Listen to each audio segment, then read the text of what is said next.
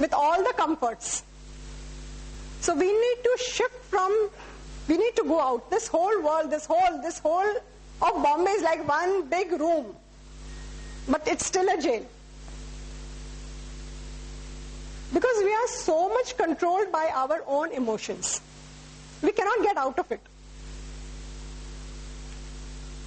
I had planned to come and give this talk at 3:30.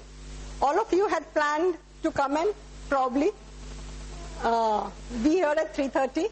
Somehow it became 3:40, 3:45. What started happening? What started happening to us? Me who was coming, I started feeling, why am I late? I wish I had taken an earlier train. I wish I had got out of my home 15 minutes earlier. And you get into the web. Here, people don't come on time. I'm just giving a rough example, what happens, how we get caught up. And then you start thinking, oh, I had so many other things to do. I don't know whether this is important. Maybe some other time I'll do. And then one thought after another come, but they don't just pass away.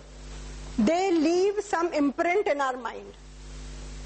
Even later on, if you have to attend another talk, this is just an example to explain the situation. You would wonder, should I go at 3:30? Maybe I'll go around 4 o'clock or 3:40, 45. Because people don't come on time, so why should I go early? So this is how we make our own story, we make our own judgment. The mind keeps on using its energy for unproductive things. This was one example of today. But same thing happens whether we are ill, whether we have some problem. I have a headache. So why do I have a headache? I'm so healthy. I do pranayam. I walk every day. I eat healthy food. I don't do anything. But why am I having this headache? The problem is not the headache, but the thought that why am I having this headache? Do you get me? The problem is why? The resistance. I don't want it. I don't want. I don't want anything wrong. I don't want anything bad to come to me. And I don't want anything good to go from me.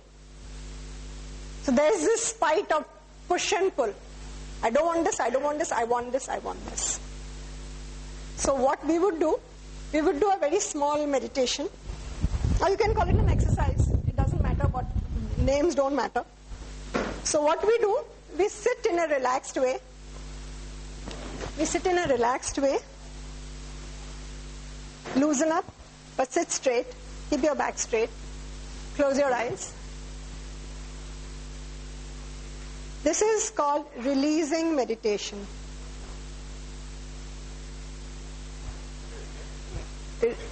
Releasing. Release karna. Chhod do, jaane do. Any name you can give in your own language. Names don't matter actually. So we just take example of my stomach. So what do? You take a deep breath and release. Take a couple of more deep breaths. Slowly take a deep breath and release. Now when you take a deep breath, put your stomach outside. Bloat your stomach when you breathe in. When you breathe out, pull your stomach in slowly. Again do this. With each breathing in, you focus on your stomach.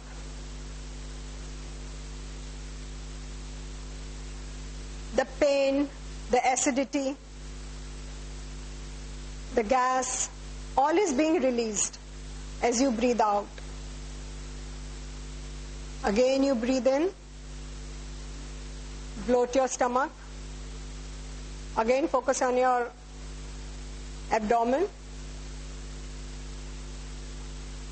As you breathe out, all the things are released.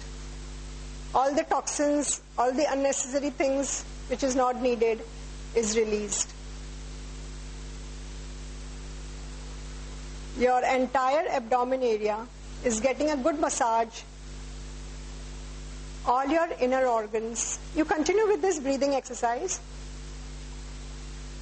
And all these things, you feel these things. You feel your abdomen, all the organs working properly.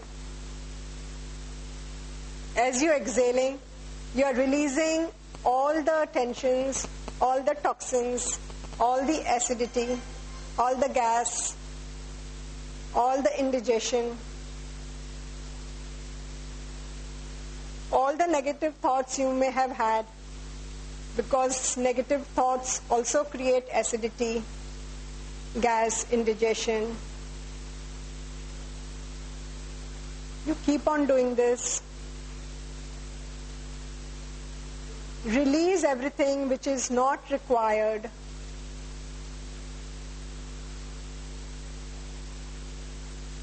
Release all the symptoms which you may feel in your stomach. This is an example. You can do it with any other part of your body. You can do it if you're having a headache or joint pain or anything else. People who are having diabetes can help the insulin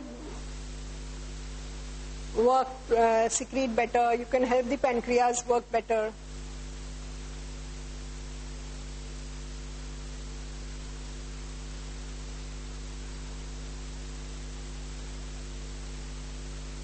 Take a deep breath, exhale, and relax. You can be in this state for a couple of seconds.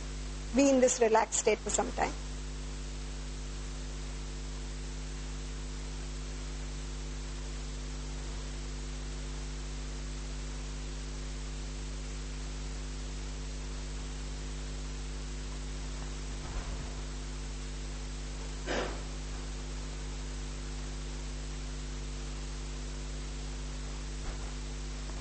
Yes, good afternoon.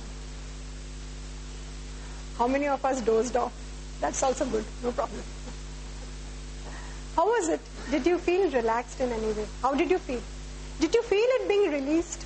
Did you feel it coming out of your system, whether there are negative thoughts or any blocks, or if you are having any stomach-related problems, entire abdominal-related problems?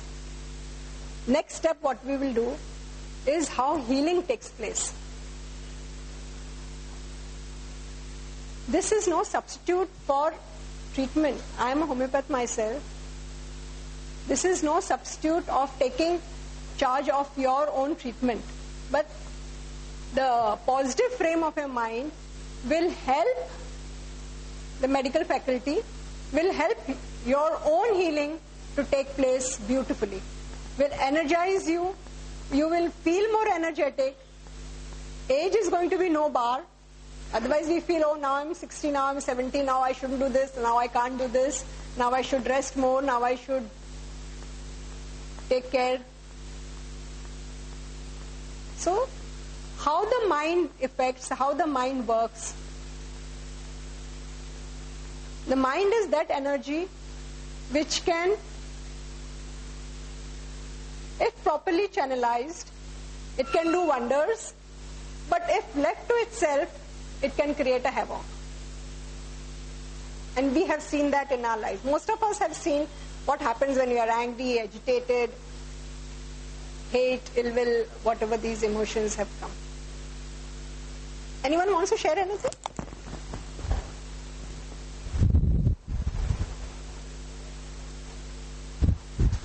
Anyone wants to say anything?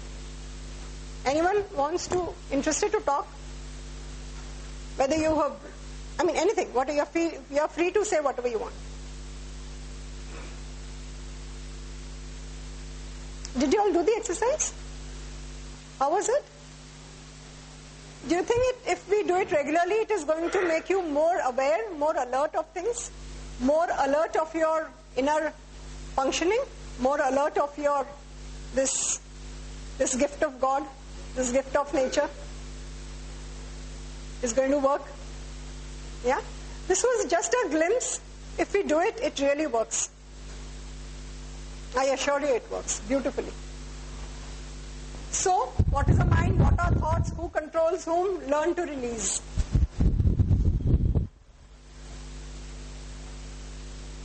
So when we do this, half problem is solved.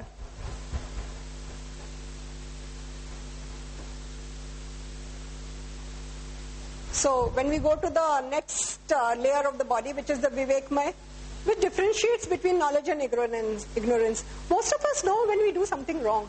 There's something inner which tells you it's wrong, it's wrong. Even if we are eating one small piece of sweet extra, the body says it's good, you've had enough, but you feel it's so tasty, ek aur kha leta hu, kya farak padega? So these little things are body's indications. It gives you nature is perfect, but then we ignore it. So let us rise above this.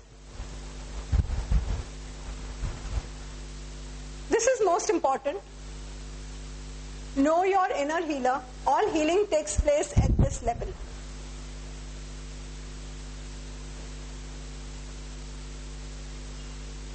Today, we would do something on at this level, and for understanding, let us call it subjective communication. We are communicating something to our own self.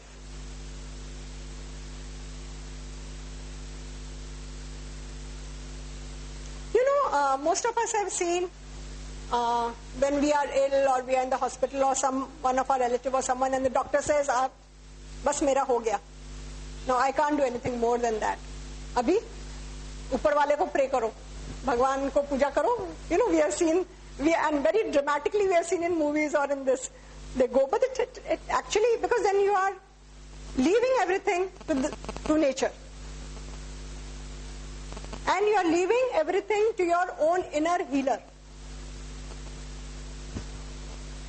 So how do this healing takes place? There has to be conviction, there has to be confidence, and you are sure of it. Right? It's a beautifully said thing. I know it in Hindi. Maybe later on I can translate and know something. It's called dawa, dawa, dua. Dawa karna. You know, hum dawa karte hain. And you pray. And dawa is the inner healer which helps you in taking care. It's a very apt example. We all have learnt in school that, or most of us know it, we know that body is made up of cells, and each cell is a functional unit. Apne aap mein purna hai, it can work by itself, like it's independent functional unit. And these cells have a life. We know that. These cells wear off, die off, and new ones are generated. Yeah? Now when they wear off, die off, and new are generated, then how does the disease remain? A very interesting question. How does the disease remain? The old cells which were infected or diseased or out of balance or not in harmony, they wear off. Even our blood cells, the RBCs, the WBCs, everything. And you get a new, even after, it is said in 7 years' time, the entire structure is changed. Even the bone cells are changed. But then we do say that I have this problem since 10 years, 15 years, it's hereditary, my parents had it, and then my brother has it, and then now, you know, it's in the family. We say this, and the doctor also asks the family history. And we say, yes, I have a family history of diabetes and hypertension and asthma and all these things. Then what happens if we say each cell is a functional unit, each cells are regenerated, new cells come, then who holds these diseases?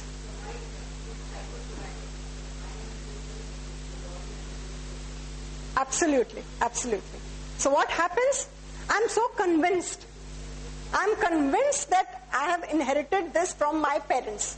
Or because I had asthma, or say this, I am going to be in this state, and of course I'm also in the medical field, but then we also help. Saying कि अभी तुमको जिंदगी भर दवा लेना पड़ेगा. Now lifelong you take this medicine. So the mind holds to this thought of not being well.